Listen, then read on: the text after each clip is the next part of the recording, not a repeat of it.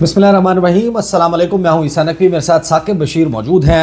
साकिब बशीर साहब, आप मुझे ये ज़रा बता दें कि ये जस्टिस याहिया आफरीदी की सुप्रीम कोर्ट ने अब साबिक चीफ जस्टिस को ये जुर्माना किया है या चीफ जस्टिस अमीनुद्दीन खान की सुप्रीम कोर्ट ने चीफ जस्टिस भी तयन कर देना? तयन मेरे ख्याल में चीफ जस्टिस याहिया अफरीदी तो वो दौरों पे हैं, मुख्तलिफ मीटिंग्स कर रहे हैं। वो head of the supreme court, supreme court के चीफ जस्टिस, वो गवादर गए हुए हैं इंसाफ दहलीज पर देने के लिए, क्योंकि सुप्रीम कोर्ट में मामलात जिस सुप्रीम कोर्ट ने अपने एक साबिक चीफ जस्टिस को, वो जस्टिस अमीनुद्दीन खान की सुप्रीम कोर्ट आप उसको कह सकते हैं, क्योंकि वो आईनी बेंच था और आईनी बेंच ने ये फैसला दिया है, जिस हवाले से जस्टिस याहिया अफरीदी खुद कह चुके हैं कि आईनी बेंच और आईनी मामलात पे मेरा तो कोई लेना देना ही नहीं है, तो इसलिए टाइम भी बहुत है। वो दूसरा, फिर बहुत सारे लोगों के जहन में ये सवाल मौजूद था कि जस्टिस मंसूर अली शाह, हुकूमत की ख्वाहिश भी ये थी कि वो इस्तीफ़ा क्यों नहीं दे देते, और उन्होंने कहा कि सिस्टम से बाहर जाकर तो हाथ में कुछ भी नहीं होता, फिर सिस्टम में रह के जो करना है वो काम कर रहे हैं। और फिर अभी वो एक खिताब भी कर रहे थे, वहाँ पर उन्होंने आइन की तशरीह के हवाले से बड़ी दिलचस्प बात की कि तशरीह तो अब मैं कर ही नहीं सकता जी, वो खिताब कर रहे थे। लेकिन वो जो केस है उसमें जो वकील थे आदिल बाज़ाई जो बलूचिस्तान से इमरान खान के नाम पर इलेक्शन जीते थे, उनको हथिया लिया गया, उनको हथियाने की कोशिश की गई, और फिर उन्होंने जब वोट जो है हुकूमत की मर्ज़ी और मंशा के मुताबिक नहीं दिया तो एक रुक्का जो है वो सदर मुस्लिम लीग नून की तरफ से भिजवाया गया, बात की गई, और फिर उसके बाद स्पीकर कौमी असम्बली ने एक रेफरेंस जो है वो भिजवा दिया इलेक्शन कमीशन ऑफ पाकिस्तान को। 21 नवंबर को आदिल बाज़ाई को डी सीट कर दिया कि अब ये शख्स मेंबर कौमी असम्बली नहीं रहा। तो तैमूर असलम साहब जो हैं वो उनके वकील थे, उनके वकील ने जो हवाला दिया है वो हवाला दिया मखसूस नशिस्तों के केस का। तो उसके ऊपर फिर जस्टिस मंसूर अली शाह ने क्या कहा और बेंच ने फैसला दिया और किन बुनियादों पर दिया? मेरे ख्याल में एग्जैक्ट अल्फाज आपके पास लिखे हुए हैं, हम इस पे बात कर लेते हैं। अगर ये आप पढ़ेंगे कि जस्टिस मंसूर अली शाह बुनियादी तौर पर वो मुस्कुरा कर ये बात कर रहे थे, ये पूछा हो क्या आप वाकई मखसूस नशिस्तों के फैसले पर इन्हिसार करना चाहते हैं? तो जस्टिस अकील अब्बासी ने कहा कि अब तो वो कहते हैं कि तरमीम भी आ चुकी है, और फिर जस्टिस मंसूर अली शाह ने मुस्कुराते हुए रिमार्क्स दिए कि क्या मखसूस नशिस्तों के फैसले पर अमल दरामद हो चुका है, बहरहाल आगे बढ़ें। ये उनका मुकालमा था। जस्टिस आयशा मलिक ने कहा कि क्या आप इस केस में मखसूस नशिस्तों के फैसले पर इन्हिसार कर सकते हैं? क्या आदिल बाज़ाई मखसूस नशिस्तों वाले 81 मेंबरान की फहरिस्त का हिस्सा थे? फिर रेगुलर बेंच ने रिमार्क्स दिए कि अदालत में बताया गया इलेक्शन कमीशन डिक्लेरेशन नहीं दे सकता, अदालत को बताया गया उम्मीदवार का ताल्लुक किस जमात से है, ये तयन करना सिविल कोर्ट का काम है। इसमें जो आदिल बाज़ाई हैं उन्होंने बड़ा क्लियर स्टांस जो है लिया है कि मैंने कभी एफिडेविट जमा ही नहीं करवाया, और जो इलेक्शन कमीशन ऑफ पाकिस्तान में एफिडेविट जमा हुआ है वो जाली है, ये इनका क्लेम है। और मेरा ख्याल में इस क्लेम को डिटरमिन किए बगैर मेरे लिए हैरान कौन है कि इलेक्शन कमीशन कैसे आगे बढ़ जाएगा। ठीक है जी, इसको इधर डाल दें, इसको इधर डाल दें, फलां जनाब सदर मोहतरम का जनाब इशारा है या हुक्म है तो इसको इधर डाल दें, ये कैसे हो सकता है? ये सारी चीज़ें इलेक्शन कमीशन ऑफ पाकिस्तान ने डिटरमिन करनी थी।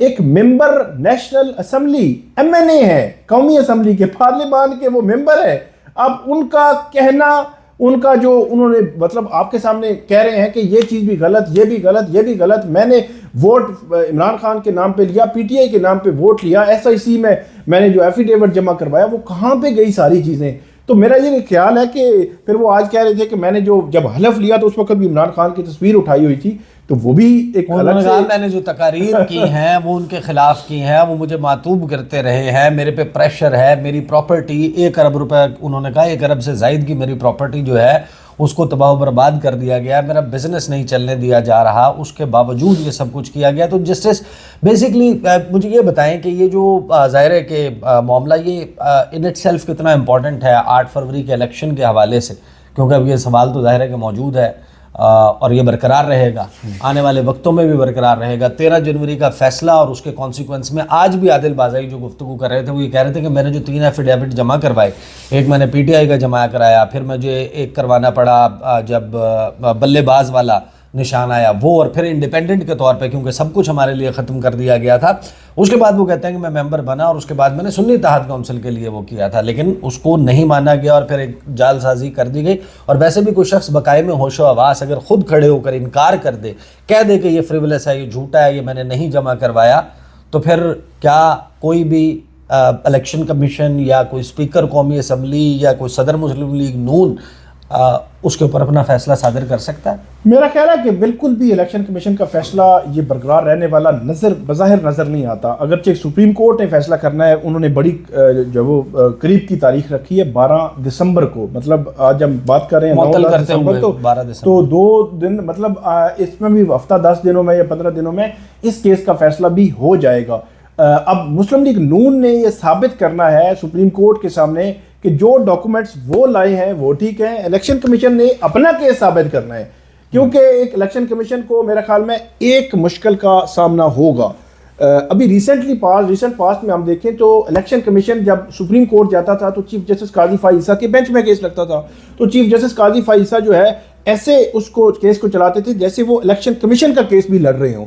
الیکشن کمیشن کے آگے جو ہے وہ ایک ڈھال بنے ہوتے تھے کہ الیکشن کمیشن کو آپ نے کچھ نہیں کہنا. بالکل الیکشن کمیشن آزاد ادارہ ہے، آئینی ادارہ ہے، اس کو کچھ نہیں کہنا. تو اب یہ مشکل ہوگی الیکشن کمیشن کو کہ اس کو اپنے دلائل خود ہی دینا پڑے گے، خود ہی کیس ثابت کرنا پڑے گا اور پھر خود ہی کیس جو ہے لڑنا پڑے گا. صحیح. اچھا فائنلی بس مجھے یہ بات ذرا کوئکلی بتا دیں کہ جو عادل بازئی کے وکیل ہیں تیمور اسلم صاحب، ان کا مخصوص نشستوں کے کیس کا حوالہ دینا، تو لامحالہ اب جب اس کیس کو نمٹایا جائے گا، اس کا جب فیصلہ لکھا جائے گا، تو کیا یہ موقع نہیں مل گیا اس 3 رکنی بینچ کو کہ مخصوص نشستوں کے کیس کے فیصلے پر عمل درآمد نہ ہونے کے حوالے سے اب اپنے آرڈر میں کوئی چیز لکھ دیں، ایسی لکھ دیں جو کہ حکومت کے لیے پریشانی کا سبب بن جائے؟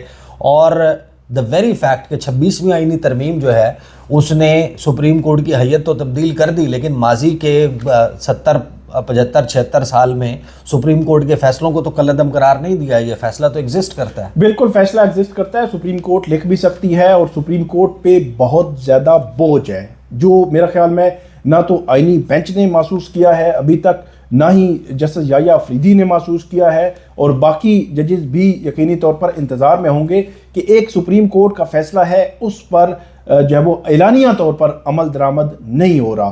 تو یہ بوجھ تو ہے. اب ہو بھی سکتا ہے کہ اس جو فیصلہ آئے اس فیصلے میں اس کا بھی ذکر کر دیا جائے اور اس میں گورنمنٹ کے لیے کچھ مشکلات بھی ہو جائیں. صحیح. بہت شکریہ ثاقب بشیر صاحب.